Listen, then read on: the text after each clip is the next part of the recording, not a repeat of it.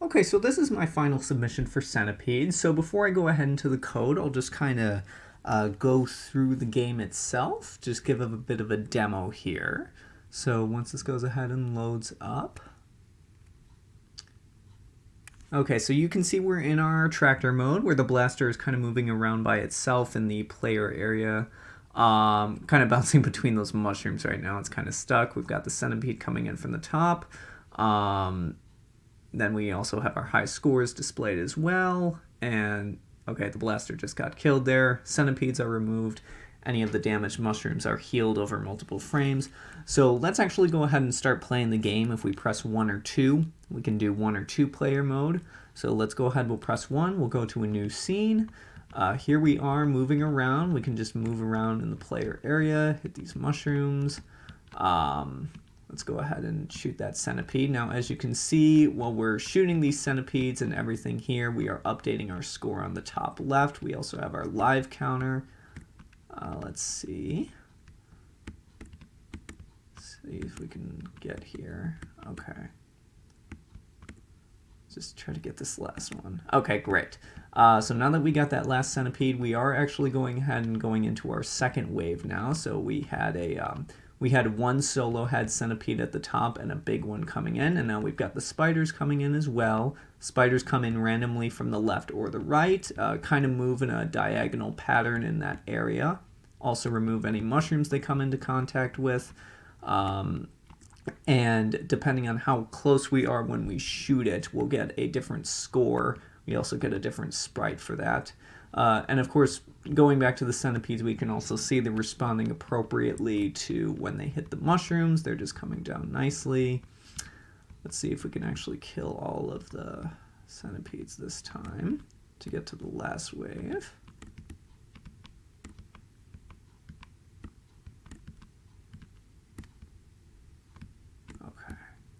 Great.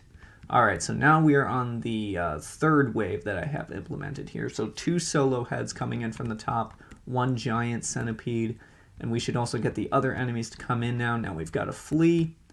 We shoot it once, it goes faster and stops spawning mushrooms. And if we shoot it again, it dies. We also have the scorpion just come in and poison those mushrooms. And we can see that the centipedes are responding appropriately to the poison as well. They hit it. They just come down and then they die. And of course, we can also see that when we die here, we also maintain our wave position so that we just keep going there.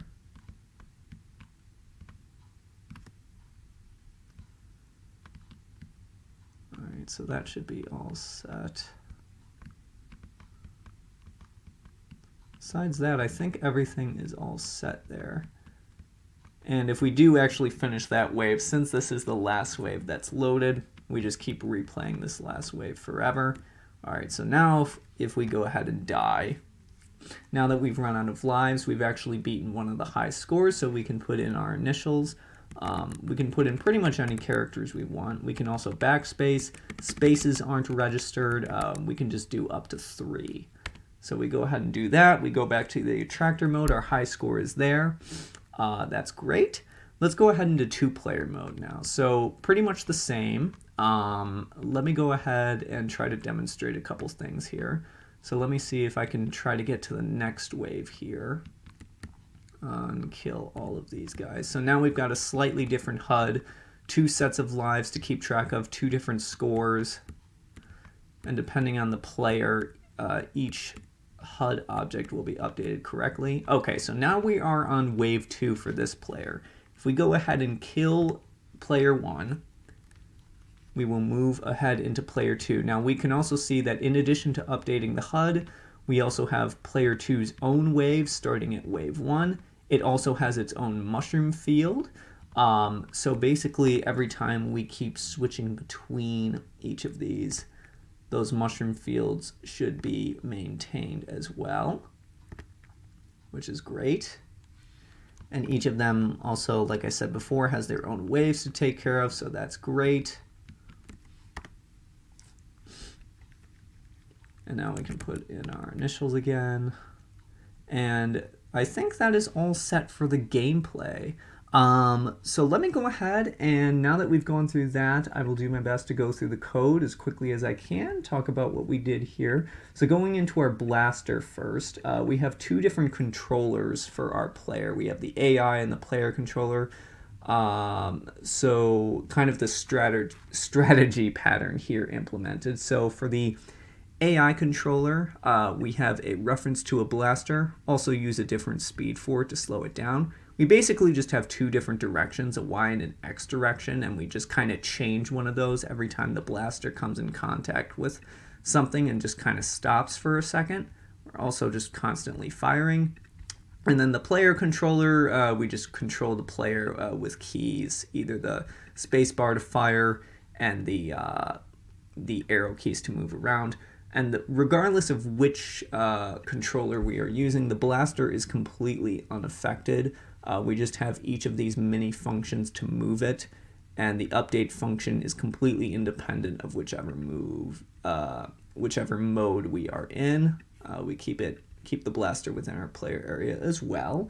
So then if we go ahead, let's also take a look at our player files. So we have a player manager that is called, that when it's initialized, we have our number of players, we make a list of them, we set our current player to the first one, and then whichever player that is, we just keep updating its data while it's on screen. So looking at the player itself, we have, it's keeping track of its own score, its number of lives, its wave number, and et cetera, et cetera. Also a score between lives, so every time it reaches a certain score, it'll gain a new life and update that score as well.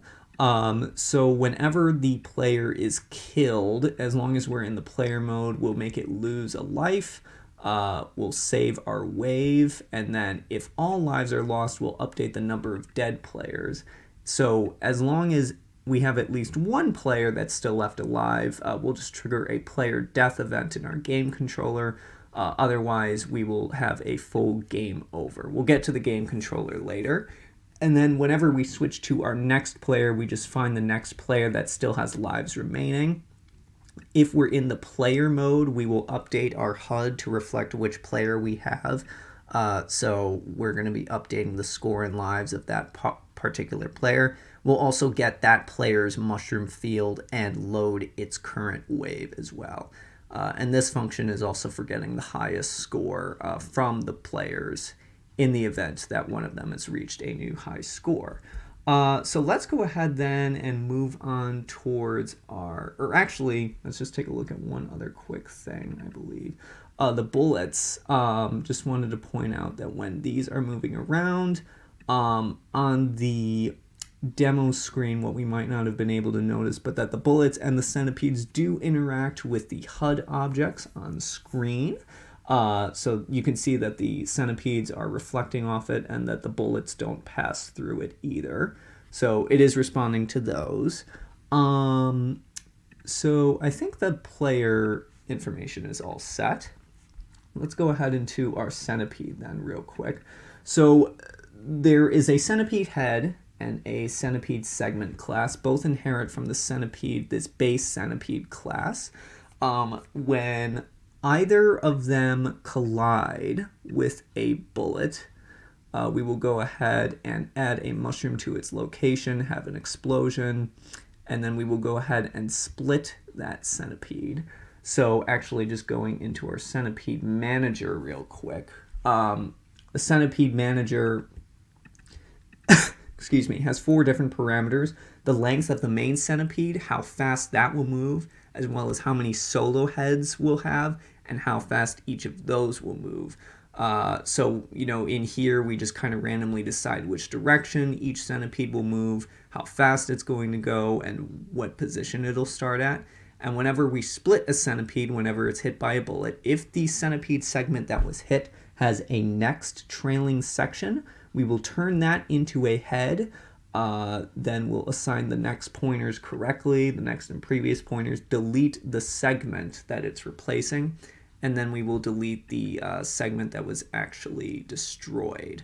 And then going into here, whenever we remove a centipede part, we have a tracker, And if the number of centipedes reaches 0 and our current player is not dead, then we will trigger a wave complete event in our game controller. So going back to our centipede segments, basically the centipede head is the one that's in control of the movement. The centipede segment just kind of follows whatever that does. So the centipede head, among other things, calculates its turn and move offsets. So for the turning, basically it just uses some math to get some smooth rotation. And then it just adds those offsets to some arrays, so it doesn't have to recalculate it every time it turns.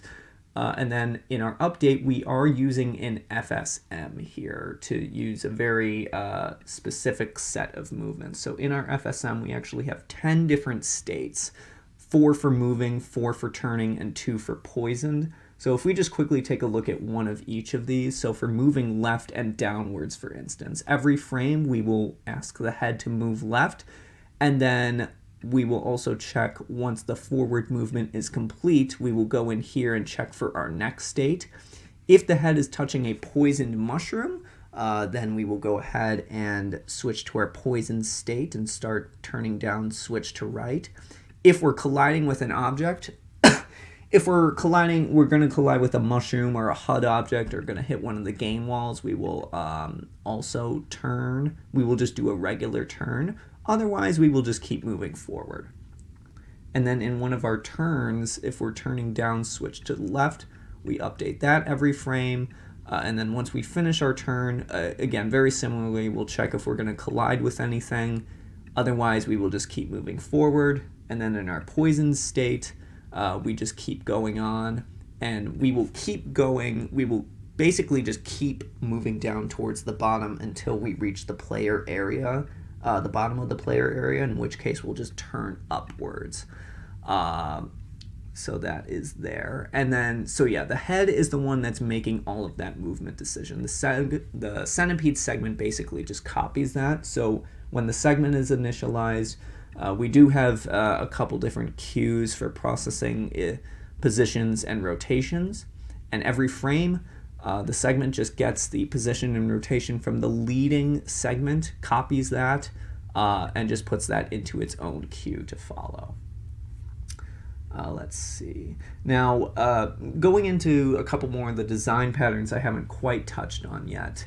Another thing, well, first, what we may have noticed, we do have singletons in effect here. So taking a look at, so let me actually take a look, well, I'll get back to that in a second, but first what our centipede manager does, you may have noticed that whenever we kill any of the enemies, or actually when the player dies, all of the active enemies on screen, if we actually start spawning in some more, and if we die, all of those enemies are wiped away.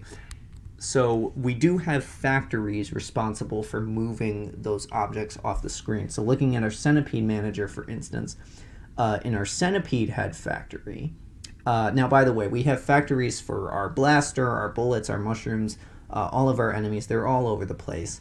So the factories are basically just responsible for whenever that we call to create a new object, we will hold on to a list of recycled items. We will check that list first to see if there are any ones remaining in there. Otherwise, we will, if that's the case, we'll just use that one and register it to the scene and just initialize it. Otherwise, if there are no items remaining, we will go ahead and create a brand new one. Now, in either case, what I also want to point out with these factories, well, before I go into that, we create our items with the factories, and then whenever we remove those items, whenever we terminate the factory, as it is also a singleton, we delete the pointer, we set it to null, and then we also delete all the items in the list. So you can see in the log down here, we are deleting all of those recycled items correctly. Now, like I said before, what the enemy factories are doing, when the player is killed, they are triggered to remove all of the items on screen. So in addition to holding on to all the recycled items, every time we ask for a new enemy, we add it to a list of active items, and basically just hold on to that. And then once the factory is called to be deactivated, we go through each of those items in that active list, mark them for destroy, and clear out that list to get rid of those efficiently.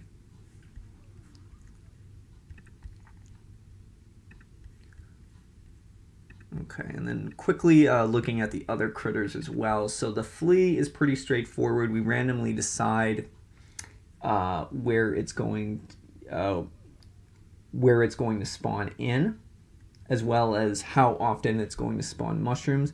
So every few frames, it's going to check. Once it's reached a new row, we will check that if we have reached the mushroom field, and if the mushroom field contains a mushroom at the flea's position. So if there is not a mushroom at the flea's position, we will go ahead and randomly decide if we will plant a mushroom there. And also, I believe as I demonstrated with the flea, if we hit it once, it'll stop planting mushrooms, increase its speed. If we hit it again, it will die and send a score to the score manager we'll look at later. Then the flea manager, pretty straightforward. We just determine its frequency with alarms as well as the chance of dropping mushrooms in here. The scorpion, randomly decide if it'll spawn from the left or right, also update its sprite accordingly. And then once it reaches a new column, it'll check to see if there is a mushroom at its current position, not using any collision parameters here, just using the mushroom manager. If there is a mushroom, we will poison it, and then we'll kill it when it goes off screen. Pretty straightforward. Scorpion manager, we just control how often it'll spawn in with timers. And then the spider, a little more complicated. But basically, it will either spawn in from the left or right, and if it spawns in from the left, it will still keep going right, but will never go back left. So basically, what happens with the spider, it kind of moves diagonally around in a sort of boxed area. Whenever it reaches the bottom of its playable area, it'll randomly decide if it's going to travel upward or travel upward and forward. And likewise, if it reaches the top of its boundary, it'll either move just downward or move downward and forward. And then when it dies, we also calculate its distance from the blaster to get the sprite that displays its score and send that score to the score manager. And then spider manager, again, pretty straightforward. We just go ahead and determine how often it's going to spawn with alarms. So I think those critters are taken care of. Okay, so our game data, this basically holds on to two things. Our wave data loaded from the text file and our high score data. So this is actually called, unlike the other objects which are called and terminated based on the scenes, the game data is actually called, is only terminated once the game is actually terminated itself. So the data can be maintained between scenes. So the high score data, real quick, when it's initialized, we get the scores and the initials. When we check for a new high score, if the player manager's highest score is higher than the lowest high score here, we'll call the HUD to add a new high score, get the player input, and then we will add that new high score to our list and call the game controller to finish our game over sequence. And then our wave data, we go ahead and determine how many number of waves we're going to have, read the data from our file. So assuming the file does exist, we'll go through each line, search for each wave, we'll search for each wave number. And once we find it, we will go ahead and basically just get the data from all the following lines. So actually, let me pull up this file here.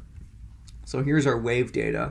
So if we're looking for wave 1, we'll start at the top, we find wave 1, then we go ahead and read the following lines and just grab the numbers, put those into our wave class, and hold on to that. We basically just do that for all of these waves in here and just hold on to that data. We just do it once per game, and then we don't have to do it again. Now, also just to show that we are updating this, you can see we're reading from wave data.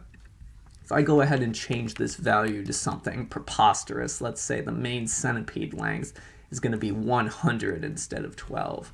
We actually go ahead and run this. You can see now that the centipede is much longer than it was originally, so that's good to see that at least, so that's cool. So I think that's all set with the data then. Okay. The grids, basically just determining row column position and determining these different grids, just kind of to help with everything there. The HUD uses the flyweight pattern for grabbing the characters. So looking at our arcade font real quickly, we get the texture from our alphabet, and then based on the character that we pass in, we'll determine the correct index from the texture that we should grab for the corresponding character. So then with our HUD, we kind of have a couple different settings here. So in both cases, we'll initialize it. We'll draw some black bars at the top and the bottom. We'll always draw the highest score. And we also have a glyph grid to keep track of where the HUD objects are located on the screen to let the centipedes and the bullets know that they, to let them know so that they collide with them properly. So in the case of drawing our player data, we just go ahead, if we're looking at draw player 1, we draw the player 1 score. We just draw the player 1 score and draw the lives as well. So basically, whenever we draw something, we basically just have our next position. And then for each of these, we have a list of symbols that we go ahead and we get our glyph. We add that to our list of symbols. We move in the next position and use that. And then basically in our draw sequence, our list of symbols, we just iterate through each of those and just draw each of those every single frame, basically. Yeah, so this function is called for drawing how many players we have. So it'll determine whether or not we have 1 or 2. And then drawing our attractor data, we'll draw just the player 1 and player 2 score just as 0. Draw the top high scores. Yeah, we just draw our high scores. Then we will grab our high score data that I went over, just pull that in, draw all that, and all of that there. And then we'll also draw this line at the bottom, initialize our player info. Based on how many players we have, we'll initialize that data for drawing its score and lives.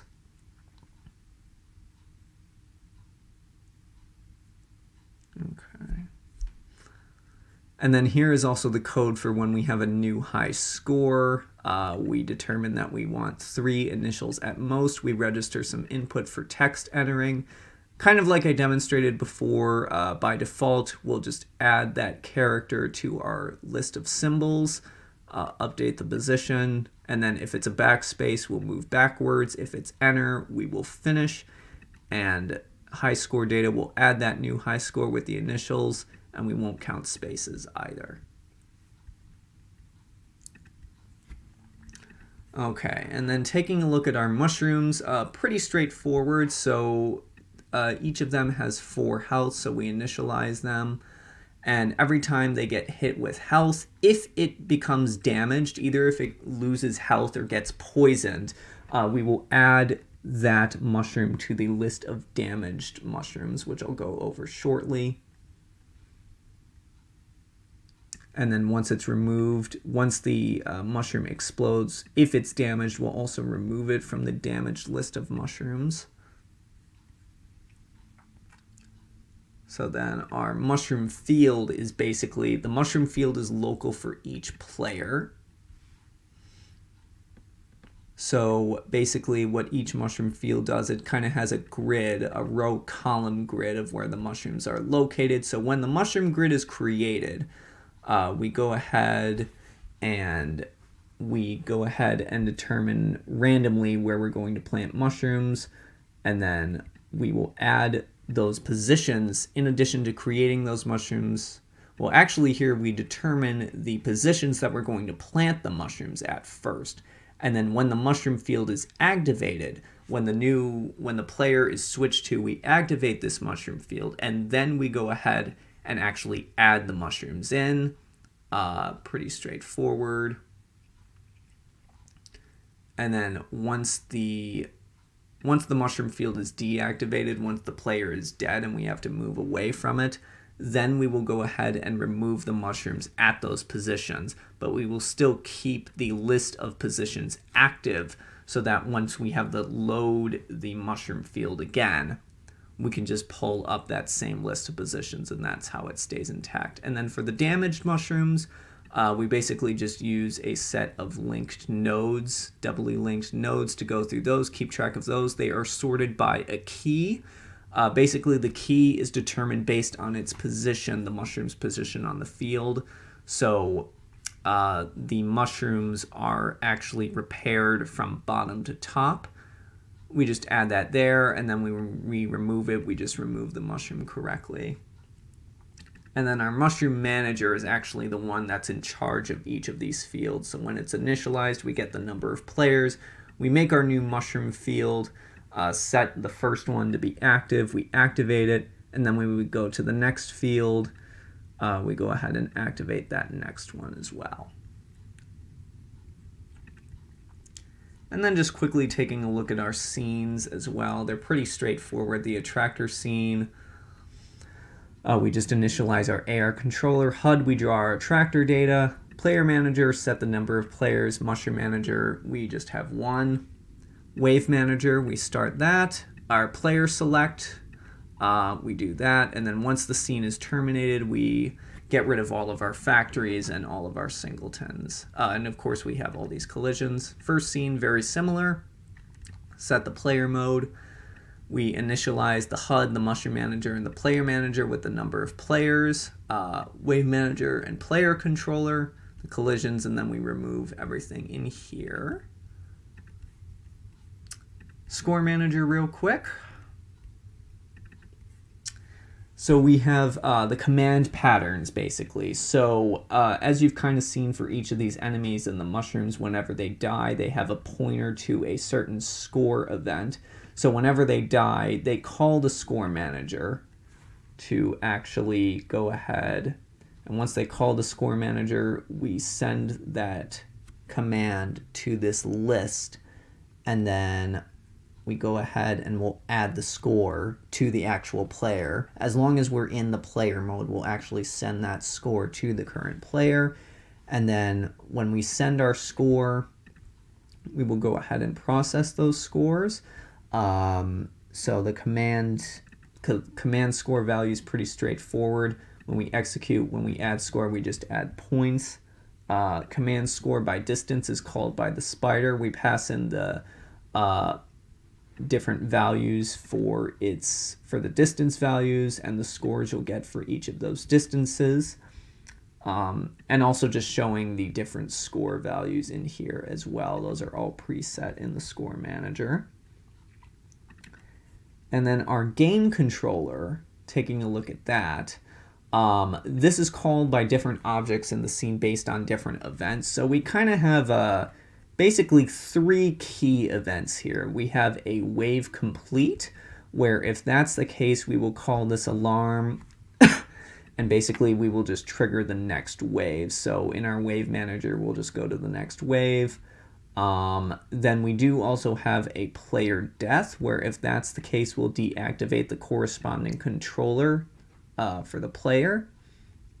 And then we will clear all the objects on screen, and then we will go ahead and repair our mushroom field. And actually, just to quickly show the multi-frame generation for the mushroom field when we call this, we just basically call an alarm every, several times a second. So that allows for the process to be kind of a multi-frame process. So we go through that. So we repair the field. And then if it's the case where if it is the player death, we'll just deactivate the mushroom field. We'll just deactivate the mushroom field, and then we'll move on to restarting the current wave or go into the next one. And then once it's a game over, we deactivate our player controller, deactivate any of our enemy objects, repair the mushroom field, and then we will go ahead and check for the new high score in our high score data. And then once that is over, then we finish our game over. We deactivate the mushroom field and change our scene to the attractor scene. And then the wave manager, last but not least, the wave manager just loads in, is only responsible for loading in the data from the wave data class. So we get it from here. And as long as the wave data is not equal to no pointer, we will go ahead and load that in for all of our enemy managers. Otherwise, like I said before, we will just spawn these default values here. So let me actually just, let me see if I can test that real quick. So if I just change this to something that it doesn't recognize, it should have a different spawn behavior. So now we can see that there are some different enemies coming in, or different variations of them. And we can also see down at the bottom right that it was unable to open the file, so that's working there. And I think that is it.